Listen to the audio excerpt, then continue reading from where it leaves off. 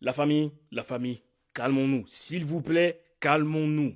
Déjà, je vais commencer par dire ceci. Tout ce qui se dit en ligne par rapport à l'enquête ouverte par la FIFA est faux, faux et archi faux. Pour ceux qui ne savent pas ce qui se passe, apparemment, la Fédération de football du Nigeria aurait posé une pétition auprès de la FIFA pour que celle-ci ouvre une enquête par rapport au match du Nigeria contre la RDC. Comme vous le savez, le 16 novembre dernier, la RDC a battu le Nigeria pour se qualifier pour le tournoi intercontinental pour ensuite pouvoir se qualifier pour la Coupe du Monde. Et dans cette pétition, la Fédération de football du Nigeria accuse la FECOFA d'avoir sélectionné des joueurs inéligibles. Et la folie dans tout ça, c'est que la FECOFA a été accusée d'avoir choisi un 11 de base avec non pas un joueur inéligible, non pas 2, pas 3, pas 4, pas 5, pas 6, pas 7, pas 8, mais 9 joueurs inéligibles. Vous imaginez 9 joueurs inéligibles. Comme j'ai dit au début de la vidéo, c'est faux. Parce que déjà, en 2025, cette année, il n'y a que 4 joueurs qui ont décidé de jouer pour la RDC. Mario Struikens,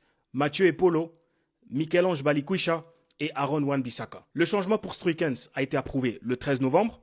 Le changement pour Epolo a été approuvé le 12 novembre. Le changement pour Balikwisha a été approuvé le 11 novembre. Et le changement pour Wan-Bissaka avait été approuvé depuis le mois d'août. Donc déjà là, ils se sont trompés. Et de deux, dans cette pétition, la Fédération de football du Nigeria essaye de s'appuyer sur une loi congolaise qui interdit tout simplement la double nationalité. Donc selon eux, tous ceux qui ont une double nationalité n'auraient pas dû jouer le match contre le Nigeria. Babosani est loco. Saliba recherche T. Sur le plan juridique, oui, cette loi s'applique à tout le monde. Cette loi s'applique donc aussi aux athlètes. Mais ce qu'ils oublient, c'est que la FIFA ne se base pas sur le droit de la nationalité interne, mais plutôt sur l'éligibilité sportive. Donc on parle de deux choses différentes ici. Eux, ils parlent du cas juridique, alors que la FIFA se base sur le cas sportif. Donc, pour bien récapituler l'affaire, en droit, la double nationalité est interdite en RDC, y compris pour les sportifs, mais en pratique, elle est largement tolérée pour les athlètes professionnels. Donc comment est-ce que vous voulez porter plainte à la FIFA par rapport à une règle de la FIFA contre la RDC qui a vu sa demande approuvée par la FIFA?